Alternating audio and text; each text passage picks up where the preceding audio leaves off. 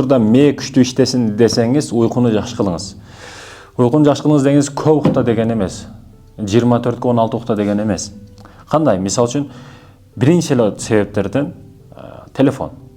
Көп уктап атканда телефонду кучакта уктайт. Телефонду бирдеге көрүп уктайт, же бир нерсе коюп уктайт. Айтор бир бөлмөдө телефонду кучакта уктайт. Студент болсоңуз, башка болсоңуз, бир бөлмөдө жашасаңыз, бул башка маселе. Бирок үйүңүз болсо, шартыңыз болсо, телефонду башка бөлмөдө, өзүңүз башка бөлмөдө уктаганга үйрөнүшүңүз керек. Мурда эркектер туруп эле калса аялын кучактайт эле. Азыр туруп эле калса телефонун кучактай турган калды. Бирдеке бузулгандай да, бир тема бузулгандай да. Уйку жакшы болбойт. Неге телефон жаныңызда? Андай ар кандай нурлар бөлүнүп чыгат, ар кандай антенналар коюлган, ар кандай бирдеке айтор зыяны көп. Уйкуңуз бышпай калат. Телефон айтор башка бөлмөдө экен. Экинчиси тазалык. Уйкудан мурда сүннөттөр боюнча төшөктөрдү кагып, эчтеке жокпу, жүргөмүш жокпу, башка жокпу, айтор айнектерди ачып, бир таза аба киргизип чыгарып, пылесостоп, бөлмөңүздү тазалап, айтор таза жерде уктасаң, кенен жакшы эс аласың. Занескаларды тартып дегендей. Ал эми үчүнчүсү урматтуу мекендешим көп менден сурайт да.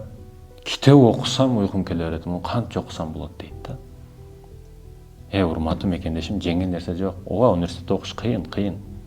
Альпинист болуп тоого чыгыш кыйын. Акча табыш кыйын, бизнес кылыш кыйын. Кыйын деп отура бербе. Бул жашоонун түзүлгөн мыйзамы ушундай. Түзүлүп болгон нерсеге кайгырып же арзанып отуруп, бул катындын иши, эркектин иши эмес. Сен жоопкерчиликтүү адамсың. Арзанышка аял киши арзанса болот. Аным жок, мунум жок деп. Сен эркек киши эркек бол. Жолун тап. Бул кандай кылды? Мен кантип кылышым керек? Мен ушул кылганды кыла албаймынбы? Деп ойлонушуң керек. Мээге жоопторду бербе. Болбой калат экен деп. Мээге жауап кантип ачып, кантип кылсам болот десең, мээ дагы ойлонушту баштайт, кантип ачсак болот, кандай кылсак болот деп. Өнүгүүнүн жолун ойлоно баштайт. Өсүүнүн жолун ойлоно баштайт. Сен жоопторду мээңе бербей эч качан. Китеп окушуң керек.